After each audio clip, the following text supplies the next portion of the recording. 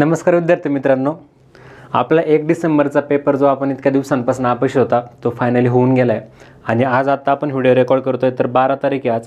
म्हणजे आपले जवळजवळ 10 दिवसांचा जो काय आयडियल गॅप आहे तर तो होऊन गेला आहे. आणि चॅनलवरती जसं आपण कन्वे केलं होतं की सुरुवातीचे 5 दिवस तर ते जातातच, आपल्या ॲन्सर की यायलाच 3 दिवस उजाडतात. आणि ॲन्सर की नंतर जो स्कोअर आपल्या हातात येतो तर तो स्कोअर आपल्याला चांगला असेल, खुश व्हायला, मेन्सची तयारीचं प्लॅनिंग करायला, तळ्यात मळ्यात असेल मग याला विचार त्याला विचार, फॅकल्टीला भेटून घे, शिक्षकांना विचार, सिनियरला विचार.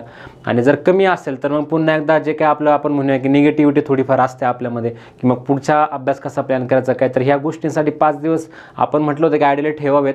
आणि त्याच्यानंतरसुद्धा आता 5 दिवस आपला एक स्लॉट पूर्ण होतो आहे. आणि जे 145 दिवसांचं आपण नियोजन करणार आहे किंवा करावं आहे, जर जेवढे आपल्याला अवेलेबल आहेत, खूप जास्त दिवस आहेत ते, तर त्यातल्या गोष्टी प्लॅन कशा करता येतील. 5 दिवसांचा एक स्लॉट, मग 40 दिवसांचा पहिला स्लॉट आणि 50 तर ते आपण चॅनलवरती कन्वे केलं होतं.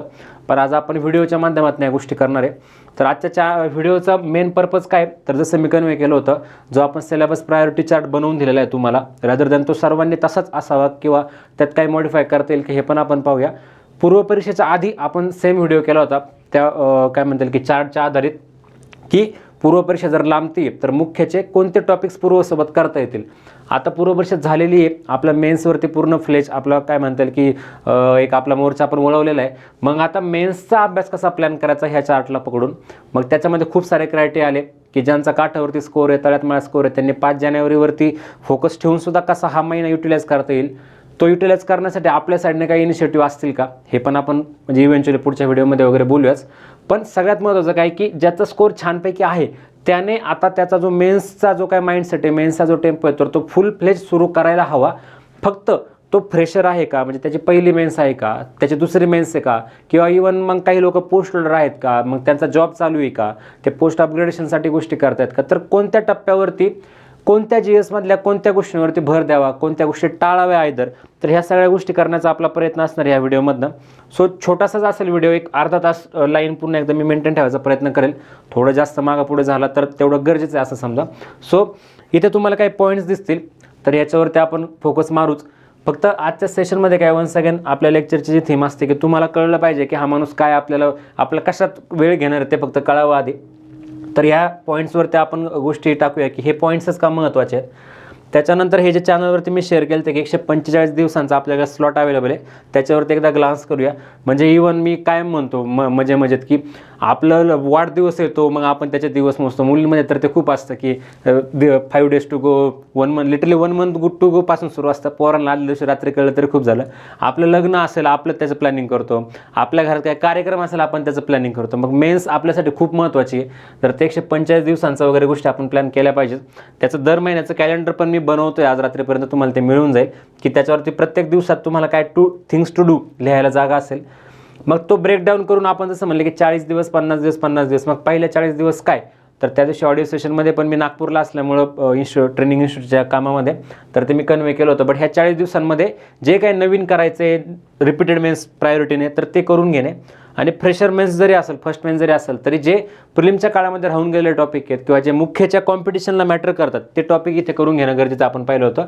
मग पुढचे 50 दिवस उरलेल्या काही गोष्टी प्लस रिव्हिजन, आणि शेवटचे 50 दिवस मात्र नवीन काहीच न करता फक्त टेस्ट सिरीज जे काय असतील तुमच्या त्या प्लस तुमची रिव्हिजन, हाच एक तुमचा मोड पाहिजे. मग आता प्रत्येक पेपर वाईज आपण शिफ्ट होताना सगळ्यात पहिली प्रायोरिटी आपण GS नादात आपला हे सगळा कार्यक्रम राहून जातो मित्रांनो.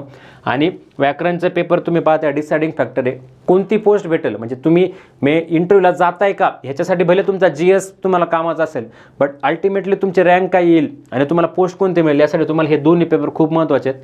मग त्याचे मार्क्स बेस आपण बोलूया की तुम्ही किती मार्क्सचं टार्गेट ठेवताय, रायदर का ठेवावं आयदर, आणि तेवढे पडण्यासाठी काय करावं. त्याच्यानंतर मग आता हे मराठी व्याकरण झालं, मग हा आपला चार्ट, याच्यावरती आपण लक्ष घालूया. आणि मग 2 सेक्शनमध्ये पाहूया की आधी GS 2 GS 3 याच्यावरती फोकस ठेवूया. पुन्हा एकदा मी चार्टची इमेज घेतली आहे. मग GS 1 आणि GS 4 वरती लक्ष टाकूया. आणि मग त्याच्यानंतर आत्ता मुख्य परीक्षेसाठी खूप जणांचं म्हणणं आहे की सर 5 जानेवारीपर्यंत ठीक आहे आम्ही करतोय असं तसं हे ते ठीक आहे. त्या मुलांसाठी आपण सांगतोच आहे की तुम्ही मॅथ्स, रिझनिंग, करंट अफेअर्सला वेळ द्या आणि जे काय असेल प्रिलिमच्या सोबत मेन्सचे काय सिलेबस करा ते पाहूच आपण. बट ज्यांचा पूर्ण वेळ आहे की नाही सर मेन्सचा अभ्यास सुरू करायचा आहे आणि आता काय करायचं सांगा, त्यातल्या त्यात फर्स्ट मेन्सवाल्यांना असतं की सर सुरुवात कुठून, कोणाची बॅच करायची, तुमची बॅच आहे का, कोणतं पुस्तक वापरायचं. म्हणजे क्लास आहेत, क्लास येतील, मी क्लास घेतो, गरकर सर क्लास घेतात, XYZ क्लास आहेत, आम्ही कोणाचे तरी क्लास केलेले आहेत, आम्ही कोणाचे तरी क्लास करू इथून पुढे आयुष्यात. बट कोणता क्लास करायचा, का करायचा, कोणतं पुस्तक वापरायचं, का वापरायचं, कोणता रेफरन्स वापरायचा, कोणती वेबसाईट पाहायची का, तर हे सगळं करण्यासाठी तुम्हाला काय गरजेचं आहे, तर पहिले ह्या सिलेबस प्रायोरिटी चार्टला पकडून PYQ बेस तुम्हाला लक्षात गोष्टी ठरवता येतील की तुम्हाला नेमकं काय करायचं आणि कितपत करायचं. ठीक आहे. सो ते जर एकदा तुम्हाला वर्कआउट होते तर त्यासाठी आपला एक इनिशिएटिव्ह येईल लवकरच, म्हणजे आता डिसेंबरमध्ये 7-8 दिवसांचं इनिशिएटिव्ह असेल. 25 डिसेंबरच्या आधीच आपण त्या गोष्टी संपू, तुमची कंबाईन पाहता त्याच्याबद्दल थोडी एक आयडिया बोलू आपण. आणि वन्स अगेन सगळ्यात शेवटी आपण पुन्हा आपलं एक करूया पॉईंट्स लिस्ट डाऊन की का हा चार्ट महत्त्वाचा आहे, का जयदीप मगरचं ऐकायचं, की मग जयदीप मगर सांगतोय म्हणून नाही, तर हे खरंच 4 वर्षांचे पेपर, इव्हन मी बोलेल की 8 वर्षांचे, 16 ते 19 पण पकडा तुम्ही, बट आपल्या प्राईम फोकस 20 ते 2300 पेपर का महत्त्वाचे, तर त्याच्यावरती आपण आता सेशनला सुरुवात करूया. सो दिल थांब के बेटे, ठीक आहे. मौसम बिगड़ने वाला नहीं है लेकिन मौसम अच्छा होने वाला है. तर पहिले काय आपला बुलेट पॉईंट काय की 2020 ते 23चा बदलता ट्रेंड. आता तुम्ही सगळीकडे वाचता एक्झामचा ट्रेंड बदलला का, एक्झामचं फॉर्मॅट बदललं आहे का, काय प्रकारे हा, तर याच्यात माझं प्रायोरिटी काय की बदलता ट्रेंड ह्या शब्दाला मी कसं पाहतो विद्यार्थी म्हणून आधी सांगतो की 2019 पर्यंत, ओके, माझं काय सांगणं असं काय की 2016 ते 2019 पर्यंत कुठेतरी आपण म्हणूया की पुस्तकातलं ॲज इट इज येतं आहे, पाठ केलेलं ॲज इट इज येतं आहे, अशा काही गोष्टी आढळायच्या. ओके. आणि त्याच्या पलीकडे जे आपण म्हणू की आता त्याच्या पलीकडे आहे, तर मग लॉजिक्स काय वगैरे काय, तर ते खूप असं ॲज इन की स्ट्रक्चर्ड वेने झालं की ह्या पेपरला हेच लॉजिक असंच, मग हे पाठ करा ते सोडा. बट 20ला जेव्हा त्यांनी सिलेबस अपडेट केला, त्यांनी 20, 21, 22ला आपल्याला दरवर्षी नव्याने काहीतरी गोष्टी समोर आणल्या की आम्ही GS3चा पॅटर्न ह्या वर्षी हा ठेवू, ह्या वर्षी तो ठेवू. पॅटर्न ॲज इन काय की पाठ केलेले किती प्रश्न आम्ही विचारू, लॉजिकचे किती विचारू आणि रँडम किती विचारू. आणि शिवाय प्रत्येक पेपरचा अप्रोच आता बदलतोय, जे माझं कायम वारंवार सांगणं असतं, ओके, की GS1ला तुम्हाला पाठांतर लागतं, इतिहास भूगोलला की फॅक्ट्स पाठच लागतात. तसं GS2ला नाही आहे. GS2ला तुम्हाला कन्सेप्ट क्लिअर लागतात. प्रशासन टॉपिक जे आहेत आपले, पॉलिटी पार्ट 2चे आणि कोर पॉलिटीचे कन्सेप्ट क्लिअर असणारे प्रश्न आहेत आजकाल, पाठांतराचे नाही आहेत. पण कायदे टॉपिक तुम्हाला पाठच हवा, तिथे कन्सेप्टचं काय म्हणजे एक कायद्याची थीम तुम्हाला समजून घ्यायची आणि पलीकडे कलम 1, 2, 3, 4 तुम्ही काय समजून घेणार. सो हे बदलते कुठेतरी. GS4ला इकॉनॉमिक सर्वे असेल, YSEMI असेल, याचं काहीतरी वेटेज वाढतंय. जे आपले स्टँडर्ड रेफरन्स बुक्स आहेत देसले सरांचं, कोळंबे सरांचं, याचं कुठंतरी पर्सेंटेज टर्म्समध्ये वेटेज कमी होते. मग याच्यावरती आपल्याला कुठून कळतं ह्या गोष्टी, तर सिलेबस वन्स अगेन आणि त्याची प्रायोरिटी PYQ पाहून की कोणत्या टॉपिकवरती काय गोष्टी येतात, म्हणून मग हा टॉपिक जास्त, म्हणून मग हा टॉपिक कमी. ओके. सो आपले सगळे इनिशिएटिव्ह, आपले सगळे इथून पुढचे डिस्कशन लेक्चर त्याच्या बेस असतील. आता हे मी कुठून केलं वन्स अगेन की मला का असं वाटलं, ओके, पुढच्या पानावर जे तुम्हाला दिसतंय की ओके, आता स्क्रोल करायला आपला वेळ जाईल की GS3चा आधी, मग GS2 आधी, किंवा व्याकरणला खूप जास्त महत्त्व द्या. GS4ला सगळ्यात खाली का आपण ठेवतो, तर टॉपरची मार्कशीट. ओके. आपल्या चॅनलवरती सगळ्या मार्कशीट पडलेल्या 2016 ते 19 एकत्र टाकल्यात मी खूप आधी, आणि 2020 ते 23 आत्ता रिसेंटली मी टाकले ते पूर्व परीक्षेच्या आधी. सो ते जर तुम्ही पाहताय आणि आयडियली मी बोलले की पहिल्या 50 रँक तुम्ही पाहताय, ओके, सर्व रिझल्ट ठीक आहे आपण पाहू, काही काही विषयांचे टॉपर खालच्या रँकला पण आढळतात, पण पहिल्या 50 रँक आपण पाहिले ना, तर त्याच्यावरनं कळतं यार की ह्या विद्यार्थी म्हणून ह्याची प्रायोरिटी काय राहिलेली असं आहे की 3ला मार्क आहेत मग 1ला आहेत का, व्याकरणला मार्क आहेत मग GS4ला आहे का, किंवा सगळ्या GSला मार्क आहेत पण व्याकरणलाच नाही आहेत, किंवा रिटर्न पेपरचं एक त्यात क्रायटेरिया झाला, इंटरव्ह्यू वगैरे आपण नंतर पाहूच त्या गोष्टी. सो टॉपरच्या मार्कशीटवरनं हा चार्ट मी बनवलेला आहे जेव्हा कधी मी अभ्यासाला सुरुवात केली 20 पासून वगैरे, आणि माझ्या पण जशा मेन्स होत गेल्या, माझ्या चुका मला समजत गेल्या, त्या अपडेट करत मी गेलो दरवर्षी. सो त्याला तो बेस आहे, त्यामुळे ते आपण डिनाय नाही करू शकत, हे अंतिम सत्य मी कायम बोलतो. दुसरं PYQच्या आधारे, म्हणजे आता टॉपरची मार्कशीट हा एक क्रायटेरिया होता, बदलता ट्रेंड हा एक क्रायटेरिया होता, आणि PYQ हा सगळ्यात महत्त्वाचा क्रायटेरिया आहे. म्हणजे जेव्हा टॉपरच्या मार्कशीटवरनं मी ठरवतोय की व्याकरण महत्त्वाचं आहे का, तर खूप मार्क आहेत मुलांना व्याकरणाला, म्हणून त्यांना क्लास 1 भेटते. त्याच्यानंतर मग GS2, कुठेतरी GS3, मग इतिहास भूगोल कृषी, हे ठीक आहे मार्कशीटवरनं कळलं. पण GS3 मध्ये शिक्षणच टॉपिक का जास्त महत्त्वाचा, GS2 मध्ये कोर पॉलिटीचं इम्पॉर्टन्स का वाढतंय, लक्ष्मीकांत बुक का रेफर केलं पाहिजे, GS4 मध्ये आपण म्हणू की YSEMI का रेफर केलं पाहिजे, इकॉनॉमिक सर्वे का हवा. ओके. सो ह्या गोष्टी कुठनं कळतात की 1.1, 1.2, 1.7, 1.9 जे काय झालं, तर 2020 ते 23 मध्ये प्रत्येक पेपरमध्ये किती वेटेज आहे, आणि फिक्स आहे ते. पूर्व परीक्षा आपल्या गोष्टी माहीत नसतात, अनसर्टन असतात, मुख्य परीक्षेला ऑलमोस्ट फिक्स असतात गोष्टी, तर त्या किती फिक्स आहेत. मग 1.1 मध्ये कोणते सब टॉपिक्स येतात, त्यातले कोणते सब टॉपिक्स हे सिलेबसला धरूनच विचारले जातात, कोणते सिलेबसच्या रीड बिटवीन द लाईन्स येतात, कोणते त्याच्या आवाक्याबाहेरच येतात किंबहुना येणार आहेत. आणि विद्यार्थी म्हणून मग तुम्ही खरंच कंटेंटच्या मागं किती लागलं पाहिजे मेन्सला.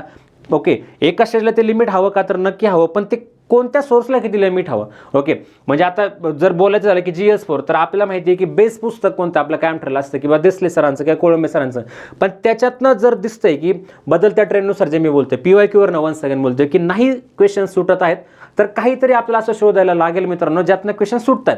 ओके, आणि आहे ते एक्झिस्ट करतं. मग काय तर वायसीएमचे काही बुकलेट आहेत आणि इकॉनॉमिक सर्वे ओरिजिनल, जो की आपण टाळतो, कंटाळा करतो इतका डेटा का पाठ करायचा तुम्हाला क्लासून व्हायचं आहे ना यार, मग पाठ करायला लागेल. मग ते PYQ बेस कळेल की मग कोणत्या टॉपिकला काय वेट आहे, सायन्स टेक खरंच किती करायचं, GS1 मध्ये समाजसुधारकला खरंच किती वेटेज आहे आणि बाकीचा इतिहासच आपण वाचत बसणार, आपला का वेळ वाया घालवतोय का. जे भूगोल सेक्शन आहे मग उगीच भारताचं भूगोल महाराष्ट्राचं भूगोल पाठ करायचं आणि जगाच्या भूगोलचं वेटेज वाढतंय. ओके, थिंकर्स वाढतात, ते कन्सेप्ट वाढतात, ते जगाची जी काय टोपोग्राफी आहे, ओके, नद्या पठार पर्वत झालं, पूर्व परीक्षेला पण आपण पाहिलं त्याचं वेटेज वाढते.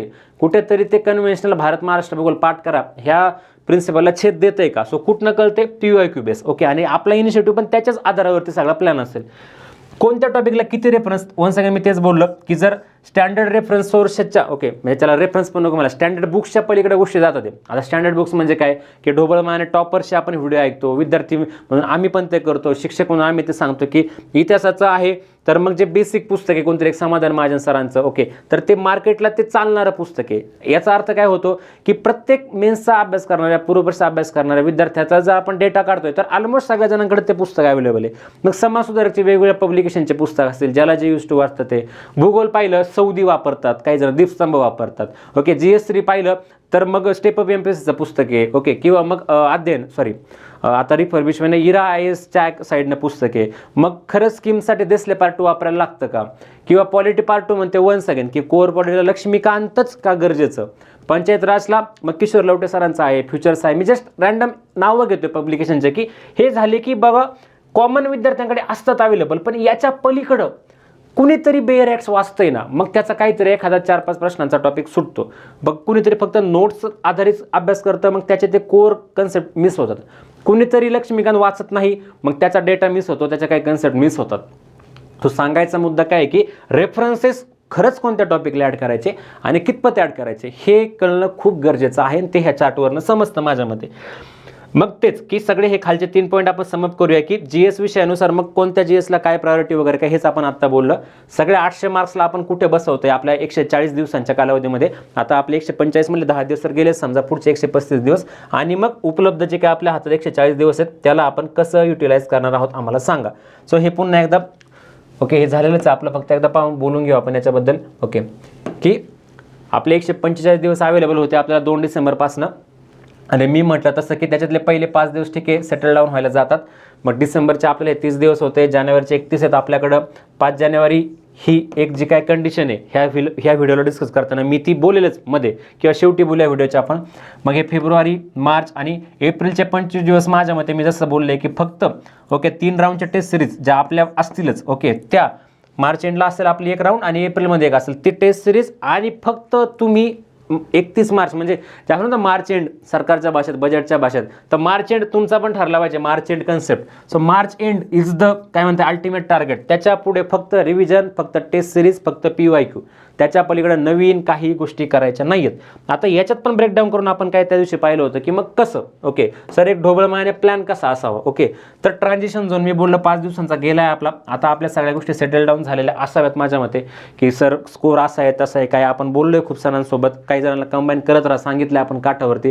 गरकल सरांनी तो व्हिडिओ केला, आजचा आपला तो डिबेटच नाही, कटअप वगैरे डिबेट. ओके, मेन्सचा अभ्यास मग काय. सो मी म्हटलं तसं की 40 दिवसांची पहिली विंडो ठेवा 7 डिसेंबरपासून तर 15 जानेवारीपर्यंत. ओके, मी वन्स अगेन बोलते फक्त मेन्स मानसिकतेबद्दल आधी आपण बोलूया, मग 5 जानेवारीला फिल्टर लावून आपण बोलूया.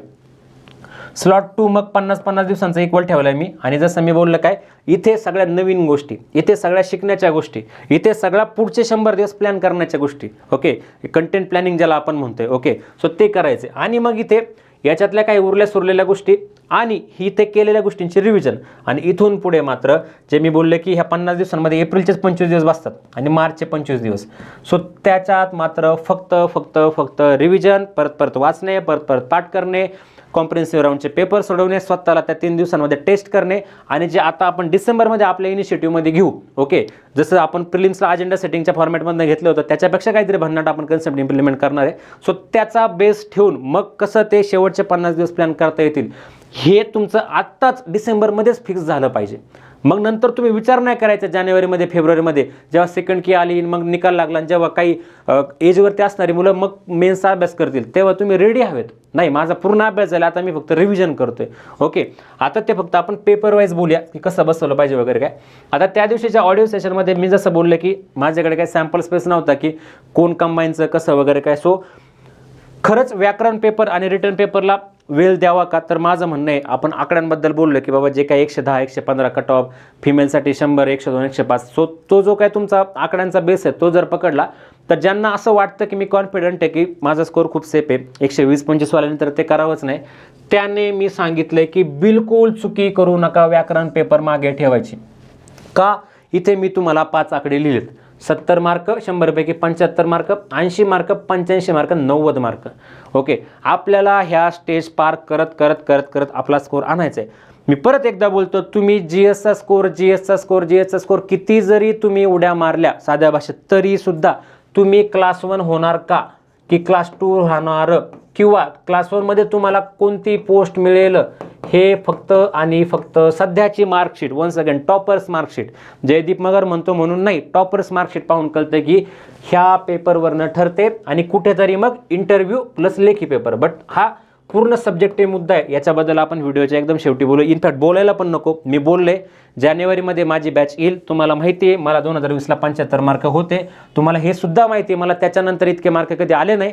तर माझं कायम सांगणं आहे की इथे जे मी गोष्टी फॉलो केल्या त्या मी तुम्हाला कन्वे करतो. आपल्या खूप साऱ्या स्टुडंटचे मार्क वाढलेले आहेत, त्यांना फायदा झालेला आहे. सो त्या क्वालिटी गोष्टी मी तुम्हाला देणारच आहे. जानेवारीमध्ये 15 जानेवारी नंतर अराउंड 20 जानेवारीच्या अराउंड वगैरे 3 दिवसांची आपली ऑफलाईन बॅच असेल रिटर्न पेपरची. एक दिवस आपलं असतं की सारांश भाषण, एक दिवस भाषांतर, तिसऱ्या दिवशी एसे टॉपिक. 10 एसे आपण 5-10 एसे आपण त्याचं कंटेंट घेतो आणि चौथ्या दिवशी आपण एक सॅम्पल पेपर ठेवतो, तो चेक करून देतो.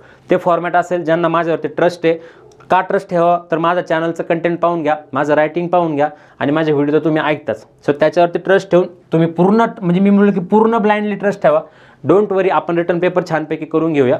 फक्त ग्रामर पेपर मात्र तुम्हाला इंडिव्हिज्युअल लेवलला सुरूच करायचं आहे. आणि मी परत बोललो होतो शक्य तेवढ्या वेळामध्ये मी ग्रामरचे पेपर यूट्यूब लाईव्ह असेल किंवा टेलिग्रामवरती शक्य झालं मी बाहेर असलो कुठे वगैरे असलो तर सोडवून घेणार आहे. सोडवून घेणार आहे. ते मोफत असेल, सगळ्यांना ओपन टू ऑल असेल. का, तुमचा कंटिन्यू मराठी 50 प्रश्न, इंग्लिश 50 प्रश्न, व्होकॅब्युलरी, पॅसेज हे राहिलं पाहिजे टचमध्ये. इंडिव्हिज्युअल लेवलला पण तुम्ही, मी म्हणतो चला की टॉपर सांगतात काय रोज ग्रामर करा, नाही होत. प्रामाणिकपणे मी सांगतो विद्यार्थी म्हणून नाही होत. पण 4 दिवसातनं एखादा दिवस, निम्मा दिवस तुम्ही मारला पाहिजे. 4 दिवसातनं तुम्ही सलग दिवसभरात 7-8 तास बसलंच पाहिजे ग्रामरला घेऊन. त्याच्याशिवाय तुम्ही क्लास 1 होण्याच्या रेसमध्ये जात नाहीये. मार्क मी तुम्हाला सांगितलेत. पहिलं तुम्ही जर शेअर मार्केट वगैरे गोष्टी ऐकून असताल, ठीक आहे ना, तर स्टॉप लॉस नावाची कन्सेप्ट असते ना. की तुम्ही एखादी, म्हणजे साध्या ढोबळ मानात सांगायचं लेमन टर्म्समध्ये की तुम्ही एखादा शेअर विकत घेतला, तुम्हाला असं वाटतं तो वाढेल तर तो किती वाढेल, तो 90 पर्यंत पण वाढू शकतो. पण असं झालं की यार तो खाली पडायला लागला. मग मी समजा त्यावेळेस जर तो नसेल पाहत की कमी होतं का जास्त होतं, मी काय करतो स्टॉप लॉस लावून ठेवतो की माझं 70 रुपयाला विकत घेतलं शेअर 68च्या खाली गेला, मी 2 रुपये लॉस सहन करेल, 68च्या खाली गेला की विकून टाकायचं. जास्त लॉस नको मला. सो तुमचा स्टॉप लॉस टार्गेट 70 पाहिजे इथं. त्याच्या खाली मार्क टार्गेट ठेवूच नका. म्हणजे जेव्हा मला मुलं म्हणतात की सर ग्रामरला चांगले मार्क होते, किती होते, 62 होते सर, 65 होते सर, 68 होते, चांगले नाही आहेत ते. का, ते तुमच्या अभ्यासाच्या लेवलला तुम्हाला चांगले वाटतील की, पण पोरांना लय मार्क आहेत. पोरं म्हणजे अधिकारीच म्हणू आपण त्यांना, पोरं नाही राहिले ते आता. सो स्टॉप लॉस 70 ठेवा. अल्टिमेट टार्गेट तुमचा 80 क्रॉस करण्याचा असं चांग भलं होईल तुमचं यार 80 झालं तर. मला 2021ला जेव्हा लेबर ऑफिसर पोस्ट आहे मला 76.50 होते आणि आत्ता 23ला इंटरव्ह्यूला होतं मी. बट बाकीच्या जे काही प्रायोरिटीत माझ्या झाल्या मागे पुढे, बट ग्रामरला वन्स अगेन मला 79 मार्क होते. माझं इंडिव्हिज्युअल टार्गेट तर इथंच आहे ऑब्व्हियसली, ठीक आहे. म्हणजे डायरेक्ट 52 वीक हाय गेला एखादा शेअर, तसं इमॅजिन करा. बट 80 हे डिसेंट टार्गेट आहे, याच्यावरती फोकस ठेवा. काय करायचं, कसं करायचं, आजचा व्हिडिओ झाल्यानंतर परत 4 दिवस आपण परत येतो. मराठीचा सेपरेट व्हिडिओ असेल आपला, इंग्लिशचा सेपरेट असेल, GS1चा सेपरेट असेल, GS2-3 सिलेबसची ओरिजिनल PDF घेऊन आपण ते करणार आहे. त्याच्याबद्दल डोंट वरी.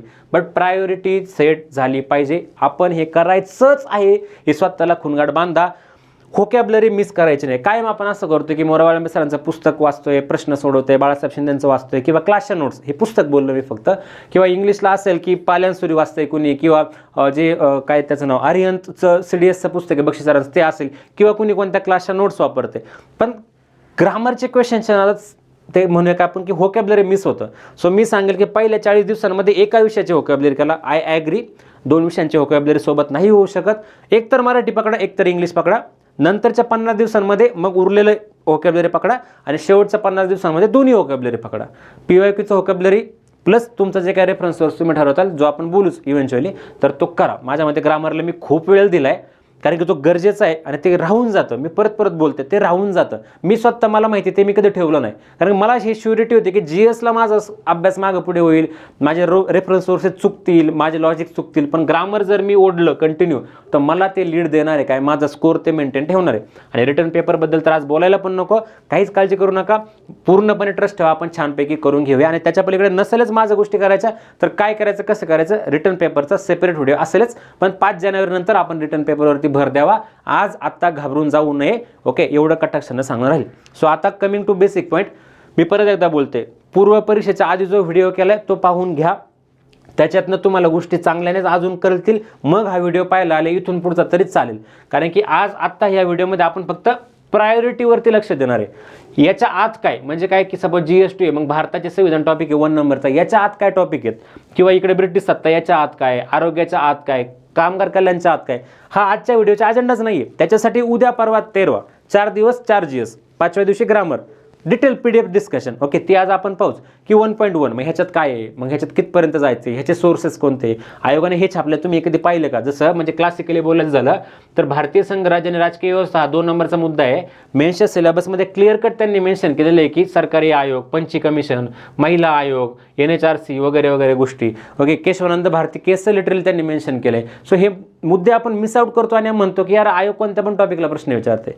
सो हे कोणता पण टॉपिक नाही आहे, तुम्ही टॉपिक कधी पाहिले नाहीत, कळते का, सिलेबस उचकून. आणि तो सिलेबस मग काय PYQ मधनं आपला अजेंडा सेटिंग प्रकार आणि मग बेसिक बुक्स आणि मग रेफरन्स बुक्स. ओके, आणि अजिबात हे करायचं नाही.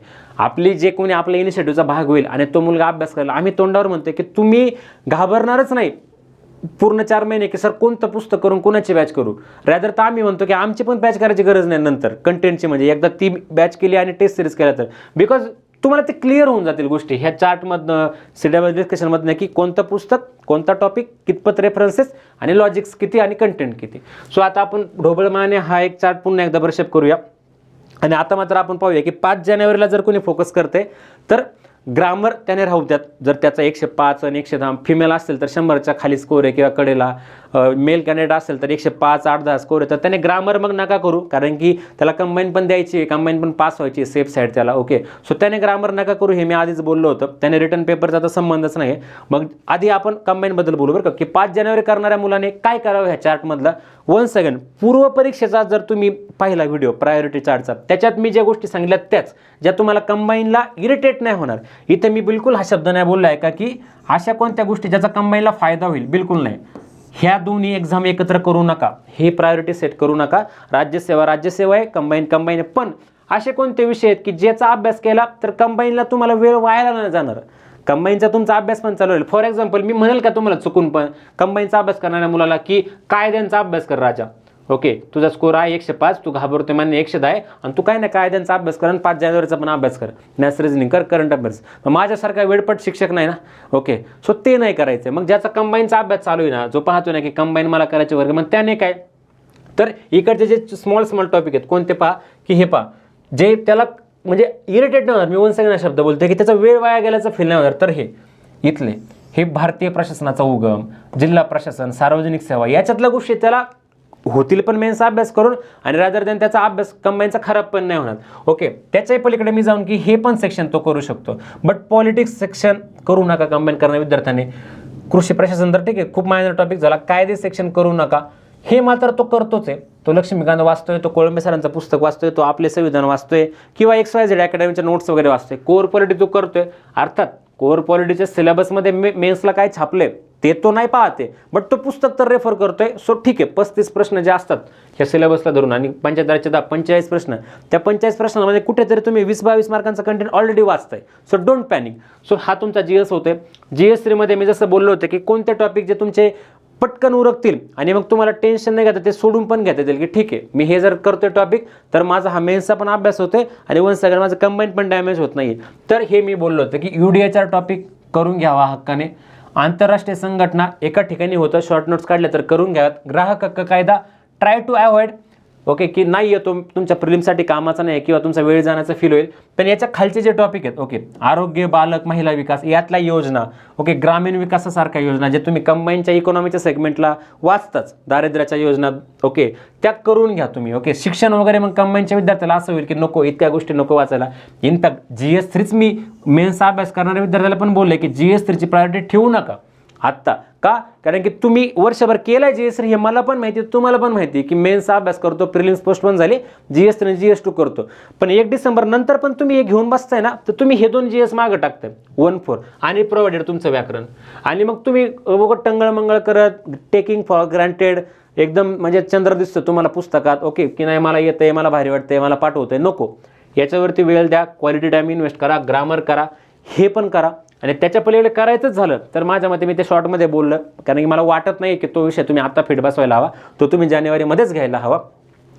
भूगोल कृषी वन्स अगेन भारत महाराष्ट्र भूगोल 5 जानेवारीची मुलं करणार आहेत. सो डोंट वरी, भारत महाराष्ट्र भूगोलमधनं तुमचे ह्या भूगोलातल्या 60 मार्कांपैकी ऑलमोस्ट मी बोललो की एक 12 ते 15 प्रश्न कव्हर होतात.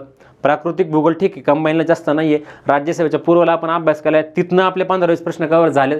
सो भूगोलाला पण मी बोललो होतं की अवॉइड कोर टॉपिक्स ऑफ भूगोल. जर तुम्ही पूर्णपणे पण मेन्स करताय, कोणते टॉपिक्स करायचे, कृषी सुरू करू शकता तुम्ही. ओके, की चला आता मी मेन्सचा अभ्यास करतोय, माझा भूगोल इतिहास मी नंतर करून पण घेऊ शकतो, मी कृषीचा अभ्यास करतो. ओके, मग त्याचे रेफरन्सेस वगैरे काय ते सिलेबस डिस्कशनमध्ये आपण पाहूया. किंवा भूगोल करताना हे भूरूपशास्त्र, हवामानशास्त्र, पर्यावरण भूगोल आणि लोकसंख्या भूगोल हे केलंय आपण प्रीच्या काळात, हे आपल्याला फक्त रिफर्बिश करून वाचायचे. बट आर्थिक भूगोल, मानवी भूगोल, अंतराळ तंत्रज्ञान, रिमोट सेन्सिंग याच्याकडे कोर मेन्स करणारा कॅन्डिडेट बोलतोय मी, सेफ स्कोरवाला, त्याने लगेच लक्ष द्यायचं आहे, हे त्याने सुरू करायचं आहे. किती करायचं, काय करायचं, 1 सेकंड PYQ आपण ठरवूयाच आपल्या बॅचमध्ये. इतिहासासाठी पण सेम, ज्याला वाटतं की मला प्रिलिम्सला चांगला स्कोर होता इतिहासाला, पूर्ण वेळ अभ्यास करणारा मुलगा, त्याने इतिहास नका करू. ओके, त्याने इतिहास जानेवारीच्या नंतर किंवा इव्हन फेब्रुवारीमध्ये सुरू करा. आणि कंबाईनचा विद्यार्थी जो 5 जानेवारीचा अभ्यास करतोय त्याने घाबरू नका. तुमच्या कंबाईनच्या इतिहासामध्ये ह्या 60 मार्कांपैकी जवळजवळ तुमचे 31 मार्कांचा अभ्यास होऊन जाते, म्हणजे 30-35 पण आपण म्हणूया. सो ते इतिहास तर तुमचा खूप छानपैकी होते. सो डोंट वरी, तुम्ही मिस आउट फील नाही करत आहे. GS4 मात्र कंबाईन प्रिलिमचा अभ्यास करणाऱ्या विद्यार्थ्यांनी बिलकुल घेऊ नका. जे काय तुम्ही पूर्व परीक्षेला वाचताय ते मला मेन्सला कामाला येईल ह्या तत्वावरती अभ्यास करा. पण ज्याचा चांगला स्कोर आहे आणि सेफ स्कोर आहे, तो विद्यार्थी जेव्हा माझ्यासोबत बोलतो आज फोनवर, चॅटिंगवर, मी त्याला काय सांगतो, GS4चं स्टेटस काय. रिपीटेड मेन्सवाल्याला आधी मी विचारतो की तुला GS4ला स्कोर आहे का, मग याचं त्याचे आहे बाबा, नोट्स आहेत, बॅच आहे, किंवा आपलं काय आहे का, किंवा कोणतं देसले सरांच्या, कोळंबे सरांच्या पुस्तकापलीकडे काय, मग वाईस स्विमीच्या बुकलेट कोणत्या, कितपत वाचायच्या, वेळ वायाला न घालवता काय काय युटिलाइज करायचं. इकॉनॉमिक्स सर्वे आता मागच्या वर्षीचा न करता पुढचा नवीन येईल तो करायला लागेल आपल्याला, तोपर्यंत तर आपण शांत बसायला पाहिजे. इकॉनॉमिक्स सर्वे हातात पडल्यावर मग त्याच्या बॅच वगैरे घेऊ आपण, त्याच्यातल्या गोष्टी पाहू. बट तेच की हे करायचे. आणि ह्याच्यात मागे राहिलेला टॉपिक कोणता आहे आपला, कृषी टॉपिक, शेती, ग्रामीण विकास, सहकार. ओके, आणि एक टॉपिक इथे मिस झाला का माझा, ओके, पोषण हा टॉपिक इथे आय थिंक मी लिहिलं नाही वाटतं, याच्यामध्ये आहे तो पोषण एक टॉपिक. ठीक आहे, सो हा पोषण, कृषी वगैरे हा टॉपिक काय होतो तर तुम्ही हा प्रिलिमच्या काळामध्ये मिस आउट केलाय. आता फूड सिक्युरिटीच्या स्टेजेस विचारलं ना, दत्त सुंदरममधले एका खाली एक छापलेला प्रश्न, ज्याने मेन्सचा अभ्यास केला त्याला माहीत असेल ते. ओके, सो तो सेगमेंट करा जो मेन्सचा अभ्यास प्रश्न करतो. मी बोललो होतं इकडचं ॲग्रिकल्चर आणि तिकडचं ॲग्रिकल्चर, ओके, ते करून घ्या प्रायोरिटीने. आणि मग वेळ मिळत असला तर मग बाकीच्या एका टॉपिकला सेगमेंटनुसार वेळ द्या. कसा द्यायचा, काय द्यायचा, 1 सेकंड सिलेबस डिस्कशनमध्ये पाहूया. सायन्स टेक कृपा करून आता करू नका, पूर्ण वेळा अभ्यास करणाऱ्याने पण करू नका, थोड्या वेळा अभ्यास करणाऱ्याने पण करू नका, ते निवांत फेब्रुवारी-मार्चमध्ये करा. सो कायदे आणि हे सायन्स टेक हे पूर्णपणे अवॉइड करायला सांगेल मी सगळ्याच लोकांना. पॉलिटिक्सचा सेगमेंट पण मी अवॉइड करायला लावेल पहिल्या 40 दिवसांमध्ये. हे याच्याकडचं हे सगळं मी बोललं तसं इथलं तर मी बोललोच ऑलरेडी. हा सब्जेक्टच मी मिस आउट फील करतोय का ते मी GS3च्या डिस्कशनमध्ये तुम्हाला सांगेल. इकडचं मी सांगितलं की इकडचं ॲग्री करून घ्या, सायन्स टेक करू नका. इतिहास, पूर्वपरीक्षा कंबाईनचा अभ्यास करणाऱ्या मुलांनी होतोय तुमचा अभ्यास, डोंट वरी, होऊन जाईल. फक्त मुख्य परीक्षेचा अभ्यास करणाऱ्या विद्यार्थ्यांनी इतिहास करू नका, हे मी सांगेल प्रामाणिकपणे. आणि इकडचं मात्र हे झालेले टॉपिक तुम्ही रिवाइज करू शकता, जे आपण शारदा अकॅडमीचं पुस्तक किंवा आता मेन्सला झालं सौदी सरांचं पुस्तक कोणी रेफर करते वगैरे, काय काय टॉपिक केले पाहिजेत रेफर, आपण ते सांगूच तसं बॅचमध्ये, ते करू शकता. पण हे खालचे टॉपिक मात्र मेन्सचा अभ्यास करणाऱ्या विद्यार्थ्यांनी प्रायोरिटीने करा. याचे सोर्सेस शोधा, रेफरन्सेस शोधा, सांगेलच मी कोणते, बट ते शोधायचे. आणि पॅरलली काय 40 दिवस तुम्हाला खूप वाटत असतील, पण तुमचा दिवसाचा किंवा मी जसं बोललो 4 दिवसातनं एखादा दिवस ग्रामरला द्या. ओके, म्हणले मास्तर काय एवढं सांगते, कारण की तुम्ही स्कोअर बघा, माझा तर बघाच पण बाकीच्यांचं पण बघा. 86, 89 आय थिंक 89 हायेस्ट वाटतं राज्यसेवेचा का 92 मला आठवत नाही, बट 89 मला आठवतं की highest marks ever in language paper. आणि त्या माणसाला तुम्ही सांगा GS4ला 5 मार्क कमी जरी पडले त्याला काय वाईट आहे हो. जर तो कॉम्पिटिशनच्या पुढे 70 मार्क कुठे लोक चांगलं समजतात आणि ह्याला 89 मार्क पडतात आहे. सो हे करा, व्होकॅब्युलरी मिस आउट करू नका, डिस्क्रिप्टिव्ह पेपरची काळजी बिलकुल करू नका. सो प्रायोरिटी वन्स अगेन काय बोललो मी, व्याकरणला हवीच. जर कोणता शहाणा तुम्हाला म्हणतोय की भाऊ व्याकरण करू नका आता आणि बघू आपण नंतर, तो बघतच नसतोय, मग त्याचा बघायचा कार्यक्रमच कधी होणार नाही. ओके, पेपर ग्रामर बघायचा कार्यक्रम पण होणार नाही, नंतर मग पोरगी बघायचा कार्यक्रम राहून जाईल तुमचा. ते व्याकरण बघायचं ना जर तुम्ही सोडून दिलं तर, सो ते बघायचा कार्यक्रम करून घ्या व्याकरण रोजच्या रोज राजांनो, ते मिस आउट करू नका. GS2 आणि 3 मध्ये बोललो मी की स्टँडर्ड पुस्तकं प्लस रेफरन्स सोर्सेस याच्यातनं येणारं आउटपुट चांगलं आहे, म्हणून मग अभ्यासाच्या काळामध्ये रिव्हिजनच्या काळामध्ये GS2 3ला आपण प्रेफरन्स देणार आहे. पण मी GS3च्या व्हिडिओमध्ये तुम्हाला डिस्कस करताना तेच सांगेल, मी माझं राईटअप पण टाकतोय, ते माझं पॉईंट्स गॅदर होईनात. ओके, ते कन्व्हेईंग मला चांगलं करायचं आहे. GS3च्या विषय लोकच मला निगेटिव्ह किंवा नावं नाही ठेवायचेत, बट GS3चा विषय हा जो मेन्सचा विषय की मिनिमम डेटा करून मॅक्झिमम ॲपरास ठेवून मग लॉजिक्स किंवा ऑल ऑफ द अबोवकडे झुकणारा पेपर वाटतो तो आपल्याला. पण ते जर तुम्ही अंगभूत करून घेतलं स्वतःच्या, तर GS1 to 4ला पण तुम्ही तोच प्रकार करता आणि मग तुम्ही पेपरच्या बाहेर आल्यावर मग GS4ला नावं ठेवता की सकाळी GS3ला तर ऑल ऑफ द अबोव दिलं उत्तर आणि GS4ला A-B करेक्ट पण नाही दिलं, only A correct, only B correct, ABCD मधलं B उडवते, D उडवते, C उडवते, रँडम क्वेश्चनला पण ऑल ऑफ द अबोव देत नाहीये. सो हे आपण विद्यार्थी म्हणून चुकीचं करतोय. ओके, की एका विषयाचा जो काही माइंडसेट आहे तो आपण दुसऱ्या विषयाला अप्लाय करायला पाहतोय. हा एका स्टेज नंतर होतो ना, जेव्हा तुमच्या हात परत पूर्णच वरती आहेत की सर कळतच नाही आता GS2 मध्ये काय करू, मग वापर की तो जो basic all of the above किंवा कन्सिडरिंग ऑल स्टेटमेंट्स जे काय आपण म्हणू की माइंडसेट तुमचा बिगर ठेवून अप्रोच करायचे, ते टेस्ट सिरीजमध्ये पाहू की आपण, ते आपण POQच्या डिस्कशनमध्ये पाहूया. बट याचा अर्थ असा होत नाही बिलकुल राजांनो की कोणत्याही पेपरला माहीत नसलं की ऑल ऑफ द अबोव लिहायचं. आणि पूर्व परीक्षेला तुम्ही पाहिले करंट अफेअर सारख्या विषयाला यार तो paper setter all of the उत्तर देत नाहीये. सायन्स म्हणू नका, तुम्ही पॉलिटी म्हणू नका, नाही तो इरा संपलाय, इरा ॲज इन तो कार्यकाळ संपलाय की नाही, ते उगाच सर्व डेटा न पाठ करता पण मला मेन्सला मार्क पडतील आणि मी पास होईल आणि मला क्लास 1 भेटेल, ह्या भ्रमात राहू नका. तुम्हाला काही मिनिमम गोष्टी पाठच करायच्यात. तुम्हाला स्टँडर्ड पुस्तकाच्या पलीकडे जर तुमचा स्कोअर फुगवायचा आहे, मार्केटच्या पलीकडे तुम्हाला तुमचा स्कोअर वाढवायचा आहे, तुम्हाला काही रेफरन्सेस करायलाच लागतील. तुम्ही रडगाना नाही सांगू शकत सर पाठ होत नाही खूप जास्त होते आणि काय करू, नाही, तुम्हाला करायचं आहे. आणि मग GS1 आणि GS4, आता GS4 खाली ठेवण्याची प्रायोरिटी काय, तर किती जरी करायचा प्रयत्न केला तरी पेपर जर रँडम आला तर आपले मार्क 80-85लाच गुंतून राहतात, रॅदर दॅन की इकडे आपले मार्क 115ला पण जाऊ शकतात ना. म्हणून हे फक्त खाली, बाकी काही विषय असे माझं काही वाकडं नाही आहे की बाबा इकॉनॉमी वाईट आणि पॉलिटी चांगला म्हणून असं GS3 वाईट असं काही नाही आहे. ओके, सगळे विषय सारखे आहेत आपल्याला, सगळे विषय महत्त्वाचे आहेत आपल्याला. पण मित्र आपण रँकिंग करतो ना, हा माझा जवळचा मित्र आहे, हा माझा चांगला मित्र आहे, हा माझा लांबचा मित्र आहे, हा काय कामाचा नाही तेवढा पुरतं बोलतो मी. एखादा नुसता पैसे घ्यायचा मित्र असतो, पैशापुरतं कामाला येतो, एखादा गाडीसाठी मित्र असतो. प्रायोरिटी करताना सेट आयुष्यामध्ये, सो ती प्रायोरिटी इकडे का नाही सेट करावी, जर तुम्हाला इकडनं पोस्ट येणार आहे, तुमचे मार्क ठरणार आहेत. ओके, आणि लेखी पेपर खाली का लिहिलाय, तर अमाऊंट ऑफ टाइम ड्युटेडसाठी लिहिलाय. लेखी पेपर पॅरलली चालणारी गोष्ट आहे ॲक्च्युली, की तुम्ही जानेवारीपासून दर आठवड्याला एखादा पेपर लिहिताय, सराव करताय. आपली बॅच करणार असेल तर काळजीच करू नका, आपल्या टेस्ट सिरीजमध्ये पण 4 राऊंड असतील डिस्क्रिप्टिव्ह पेपरचे. सो खाली लिहिण्याचं कारण काय, तर तुमचं रोजचा वेळ वगैरे त्याला द्यायची गरज नाही आहे, तो कुठेतरी पॅरलली तुम्ही फिट करून बसवू शकता. ओके, सो माझ्या मते आपण शक्य तेवढा वेळ दिला ह्या चार्टवरती. ओके, आणि मी परत बोलते, आधीचा व्हिडिओ परत एकदा पहा आणि याच्या पुढचे व्हिडिओ पहा. आजचा व्हिडिओ विनाकारण त्याच्यामध्ये इन डेप्थ जाऊन मोठा करायचा आणि प्रायोरिटी चार्ट मास्तर बोलते 1.5 तास, याच्यात कसली आली प्रायोरिटी, ते नको करायला. ठीक आहे, सो येस, आता आपण व्हिडिओ एंड करण्याकडे जाऊया. पुन्हा एकदा ब्रशअप करायचं झालं, प्रायोरिटी चार्ट ब्रशअप करायचं झाला तर GS2 मध्ये आपण काय म्हटलंय की कोर पॉलिटी प्लस पंचायत राज 35 आणि 10 पकडूया 45 प्लस कायदे सेक्शन तो 30. ओके, हे दोन्ही मिळून झाले तुमचे 75. हा झाला तुमचा निम्मा पेपर.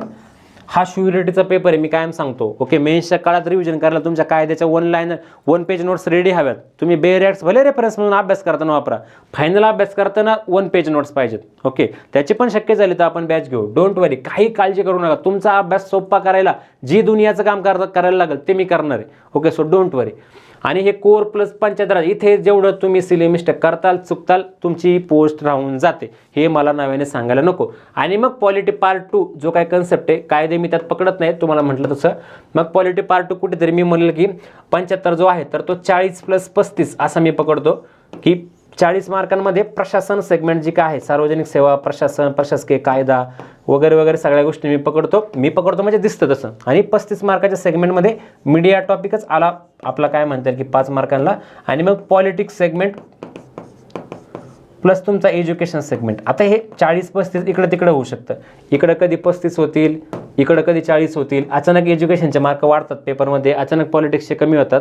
सो हे 2 टॉपिक इकडं, पक्ष व्यवस्था प्लस काय म्हणून निवडणूक प्रक्रिया, एज्युकेशन आणि मीडिया. सो हे डिफरन्शिएट करा आणि मग तुमचा अभ्यास प्लॅन करा. वन्स अगेन जीएसटीच्या सिलेबस डिस्कशनमध्ये आपण पाहूयाच. बट जे काय ढोबळमाने मी आत्तापर्यंत शिकवत आलो ह्या विषयाला किंवा ह्या वर्षी पण शिकवणार आहे, ह्या वर्षी आपण फापट पसरा नाही घेणार आहे. ह्या वर्षी आपण जीएसटीची फक्त रिव्हिजन बॅच टाईप घेणार आहे. की हे आहे, हे आपण अजेंडा सेटिंगच्या माध्यमातून हे पाहिलं, ह्या पुस्तकातनं हे करा. मी बिंदास सांगेल ह्या वर्षी, म्हणजे इव्हन आता आपल्या बॅचला पण, की तुम्ही तुमचा कोणताही रेफरन्स घ्या, माझ्याकडे येताना घेऊन या, तुम्ही वर्गात बसताना कोणतंही पुस्तक घेऊन या, त्याच्यातून काय वाचायचं आणि काय नाही वाचायचं हे मात्र मी सांगणार, ते फॉलो करा. एवढा विश्वास असेल तर आपल्यासोबत जोडले राहा, नाहीतर मग तुमचा अभ्यास तुमच्या लेवलला चालू राहायला पाहिजे. ओके, सो जीएसटीला जे मी पकडतो की 50 मार्कांची जर तुम्ही प्रायोरिटी ब्रेक करून करताय. ओके, सो ह्या 50 मार्कांमध्ये जे आपले शुअरवाले असतात की हे येणारच आहे, याच्यामध्ये हे डिफरन्शिएट केलं की एवढं पाठच करायचं. लाईक काय की तुमचा ग्राहक हक्क कायदा 5 मार्काला येणारच आहे, कायद्याच्या बाहेर प्रश्न येणारच नाही आहे. का सिली मिस्टेक व्हावी, का तुमचा एक प्रश्न चुकावा, का तुमचा 1.25 मार्क इथे वायाला जावा आणि तुमची क्लास 1ची पोस्ट राहून जावी, बिलकुल नाही. ग्राहक हक्क 5 मार्क आलेच पाहिजे, 5 मार्क आलेच पाहिजेत. ओके, दुसरा तुमचा आंतरराष्ट्रीय संस्था ऑलमोस्ट तुमचा 10 ते 12 मार्कांना येतोय सध्या. काय विचारतात, हेडक्वार्टर कोणत्या देशाने सदस्यत्व सोडलं, कोणत्याने घेतलं, करार कधी झाला आणि करंट अफेअर्समध्ये काय असेल तर ते, आणि भारताचा काय रोल आहे, भारतात मीटिंग झालती का, का तुम्हाला चुकवायचं आहे. वन्स अगेन, का नाही, तुम्ही नाही ते डिझर्व करत चुकणं, का तुम्हाला क्लास 1 व्हायचं आहे म्हणून. ओके, आणि मग पुढे अजून काय म्हणूया की 2.1 UDHR. वन्स अगेन सोपा टॉपिक, अभ्यास करायला. आपण HRDची बॅच घेताना ते करणारच नाही आहे. आधी लोकसंख्या शिका, मग शिक्षण खूप मोठं आहे शिका, नाही. रिव्हिजन बॅच आहे, प्रायोरिटी वाईज बॅच आहे. कशातनं मार्क येणार आहेत, ग्राहक हक्क कायदा पहिल्या दिवशी पहिलं लेक्चर 5 मार्क फिक्स कर, रोज रिवाईज कर. 15 दिवसाची बॅच चालूच तर तुमचा ग्राहक हक्क कायदा मी रोज रिवाईज करेल संध्याकाळी, रोज तुमचे 5 मार्क फिक्स करू आपण. मग संस्था, मग UDHR, मग त्याच्या पलीकडे आपलं काय ठरले की बाबा ओके महिला असेल, बालक असेल, ओके, मग त्याच्यासोबत हेल्थ ही स्कीम इंटिग्रेट करायची. मग असा आपण ह्या वर्षी बॅच घेणार HRDची, रॅदर दॅन की टीचिंग नाही. का, मार्क्स, ओनली मार्क्स. कुठं कंटेंटच्या बाहेर कुठं आहे लॉजिक्स, आणि त्याच्या बाहेर हातवर जेव्हा करतोय की नाही मी शिक्षक म्हणून पण तुम्हाला शिकवू शकत नाही आणि तुम्ही विद्यार्थी म्हणून पण पाठ करू शकत नाही, मग ते शेवटचा रिसॉर्ट म्हणून आपण लॉजिक्स वगैरे बिल्ड करूया.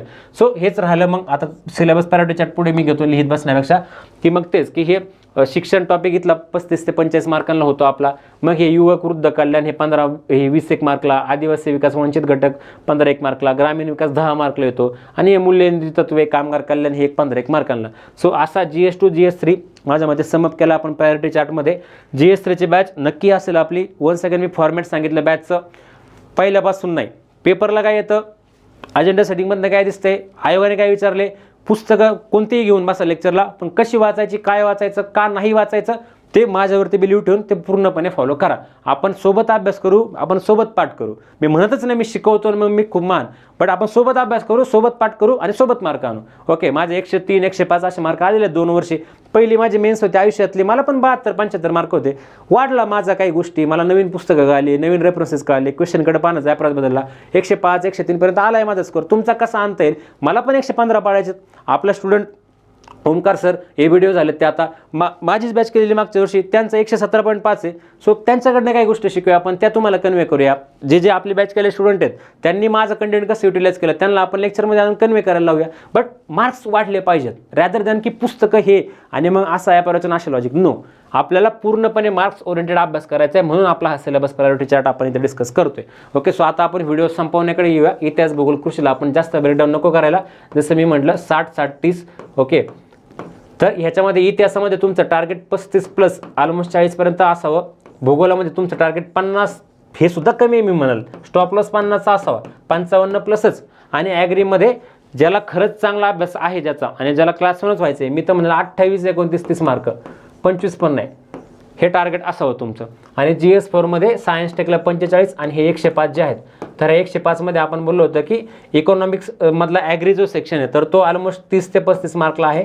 आणि उरलेला मग 70 मार्कचा अनकन्व्हेन्शनल, त्याच्यात 35 मार्क दिसले सर प्लस कोळंबे सर पकडूया, आणि त्याच्या पुढचे 35 मार्क मग YCMU आणि इकॉनॉमिक्स सर्वे. सो त्याच्यावरती आपण सिलेबस डिस्कशनमध्ये नक्की प्रायोरिटीने करूया. आणि मग हा आपला एक इनिशिएटिव्ह लवकरच अवेलेबल होईल तुम्हाला. 16 तारखेला वगैरे किंवा 15 तारखेला आपण त्याची बॅच लॉन्च सेशन घेऊया यूट्यूबला. सगळ्या गोष्टी तुम्हाला कळवल्या जातील, हे काय नेमकं CPTP सेशन्स काय प्रकारे. ओके, आणि 4-5 दिवसांमध्ये आपण तुमचं छानपैकी त्या गोष्टी तयारी करून घेऊया. मेन्ससाठी काय करायचं आहे, मेन्सला कुठे काय करायचं आहे, आपण काय करतोय, हे पूर्ण तुमचा डाऊट इरेज होईल. लिटरली दिवसभराचे आपले सेशन्स असतील, तुम्हाला 5 दिवस आपण पूर्ण गुंतवून घेऊ. ओके, कंबाईनचा अभ्यास करणाऱ्या विद्यार्थ्यांनी पण ही बॅच करायला काहीच हरकत नाही. का? कारण की आपण त्याचा कंबाईनचा अभ्यास खराब होईल असं काहीच करणार नाही. त्यात उलट त्याचा कॉन्फिडन्स वाढेल की मी कंबाईन नंतर पण राज्यसेवा छानपैकी करू शकतो. आणि इव्हन कंबाईनच्या प्रिलिमच्या एक्झाममध्ये पण त्याला काही गोष्टींकडे क्वेश्चनकडे पाहण्याचा ॲप्रोच नक्कीच फायदा होईल, असा आपला इनिशिएटिव्ह असेल.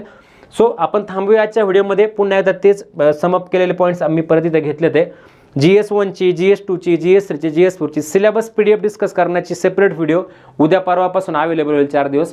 16 तारखेला आपण आपल्या बॅचबद्दल बोलूया, त्यातनं डिटेल गोष्टी कळूया. आणि त्याच्या पलीकडे तुम्हाला काही अडचण येते अभ्यासाची, कोणते रेफरन्सेस कळत नाही आहेत, इव्हन मी तर काय म्हणतो ओके की असले काही चांगले रिसोर्सेस अवेलेबल, चांगल्या बॅचेस अवेलेबल, आणि आम्ही नसलो देऊ शकत आमच्या टाईम अवेलेबिलिटीमुळे. आता माझं ट्रेनिंग वगैरे पण प्रस्तावित आहे लवकरच. सो ते जर नाही देऊ शकलो, आता हा व्हिडिओ करायलाच लेट झालं मला डॉक्युमेंट व्हेरिफिकेशनमुळे, तर ते आम्ही नक्की रिकमेंड करतो. आणि करावं, जे चांगलं आहे ते करावं. विद्यार्थी म्हणून लक्षात घ्या, तुम्ही स्वार्थी असलं पाहिजे. कुणाचं काय चांगलं आहे मार्केटमध्ये अवेलेबल ते मी करून घेतो, का तर मला क्लास 1 व्हायचं आहे. तुम्ही तुमचे भांडत राहा, तुम्ही तुमची कॉम्पिटिशन करा, पण कुणाचं चांगलं, का चांगलं, खरंच करायचं का, कितपत करायचं, हे मात्र आम्ही प्रामाणिकपणे सांगण्याचा प्रयत्न करणार आहोत. त्याच्यावरती नक्की विश्वास ठेवा. आणि शक्य तेवढे डिटेल्स बॅचचे लवकरच आता 16-15 तारखेला अवेलेबल होतील. सो येस, माझ्यामध्ये 41 मिनिटांचा व्हिडिओ झाला आहे, जवळजवळ 30 मिनिटांना मला काही रिलीज झालं नाही. खूप चांगल्या गोष्टी सांगण्याचा प्रयत्न केला आहे, टाळत पण त्या तिथपर्यंत आणल्या ते. सो फायदा करून घ्या. जे नवीन आहेत त्यांनी हे काय प्रकारे चार्ट वगैरे काय, त्यांचे जे काही जुने मित्र असतील जे मला फॉलो करतात वगैरे काय, माझे बॅचेस करत, त्यांना विचारून घ्या. आणि मी एकच सांगेल की ज्याचा खरंच 125, 30, 35 असा स्कोर आहे, यार डिस्कशन करणं, हे नवीन पोरांना गायडन्स करणं, हे ज्युनियर पोरांना ज्ञान वाटत बसणं, मित्रांसोबत टाईमपास करणं, घरी फिरायला जाणं, हे जत्रा, लग्न, पोरांचे लग्न असलं आपल्या बॅचमेटचे, आमच्या 4 मित्रांचे लग्न होऊन गेले, मला नाही जाता आलं, हे टाळा, हे खरंच टाळा. मी नाही म्हणत शेवटचा ऑब्जेक्टिव्ह परत नाही येणार, नाही.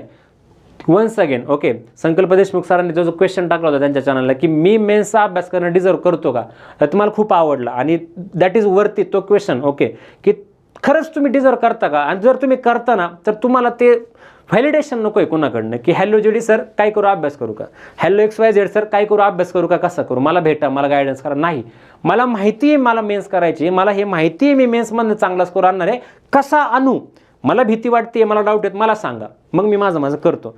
हा इतका कॉन्फिडंट माइंडसेट तुमचा असावा. ठीक आहे, काहींचा स्कोर एजवर आहे, काहींना पॅनिक मोड आहे, कंबाईनपर्यंत कंबाईन करा, त्यात मॅथ्स रिजनिंग करा, हे कायम डोकं आपटून सांगणं असतं. करंट अफेअरचं नवीन इयरबुक घ्या किंवा तुमच्या जुन्या परिक्रमा असतील त्या रिवाईज करा. मॅथ्स रिजनिंगला 15+, 17, 18 मार्कांचे टार्गेट ठेवा. सायन्स विषय मेन्सचा अभ्यास करताना राहून जाईल, तर तो कुठेतरी 25 डिसेंबरच्या नंतर पण ठेवला, रिवाईज करायला तरी चालेल. बाकीचे 4 GS, polity, economy, geography, so ते करून घ्या. आता हिस्ट्री आत्ताच्या आत्ता सो करा. मी सांगतोय XYZ सर सांगतील, दुसरं सिनियर सांगाल, ज्युनियर सांगाल, पोस्ट रोलर सांगाल, नवरा सांगाल, बायको सांगाल, भाऊ सांगाल, बहीण सांगाल, पण काय करायचंय ह्याचं उत्तर फक्त तुमच्या मनात आणि तुमच्या डोक्यात आहे शेवटी. हा, काय काय केलं जाऊ शकतं ह्याचे नक्की खूप सारे ऑप्शन्स आम्ही सांगणार आहे, नक्की हक्काने सांगणार आहे. त्याच्यातले तुम्हाला योग्य वाटेल ते चूज करा, पण फक्त मेन्सचा अभ्यास करा, फक्त मेन्सचाच अभ्यास करा आणि मेन्सचा फक्त अभ्यासच करा. टाईमपास करू नका. तो मी सगळ्या ठिकाणी लावला आहे, कॅप्शनला पण मी टाकेल मेसेजचा. ओके, फक्तच मेन्सचा अभ्यास करा, फक्त मेन्सचाच अभ्यास करा आणि मेन्सचा फक्त अभ्यासच करा राजांनो. का परत एकदा मी बोलते, शेवटचा ऑब्जेक्टिव्ह परत नाही अभ्यास नाही, गेलं बाजूला. आपण डिझर्व करतो, मी मेन्सचा अभ्यास डिझर्व करतो, मी क्लास 1 माझी जी काय क्लास 2 जी काय तुमची ड्रीम पोस्ट ती डिझर्व करतो किंवा करते. ओके, फक्त मेल नाही करते आणि मला 140 दिवस त्यातले 5 गेले, 135 दिवस फुल्ली युटिलाइज करायचे आहेत. ज्यांचा ट्रस्ट आहे, काही काही लोक लिटरली म्हणतात सर तुम्ही सांगा ते फॉलो करतो आणि आम्ही चुकीचं तर काही सांगत नाही. सो ठीक आहे, आपण आजच्या व्हिडिओमध्ये थांबूया. आय होप तुम्हाला हा व्हिडिओ आवडला असेल. आवडला परत परत पहा, तुमच्या मित्रमैत्रिणींना पाठवा आणि thank you so much. All the best. Confident राहा. का? कारण की तुम्ही मेन्सचा अभ्यास करणं डिझर्व करता. कसा करायचा, काय करायचं, आपण लवकरच आपल्या बॅचबद्दल बोलूया आणि आपल्या बॅचला भेटूया. थँक्यू. All the best.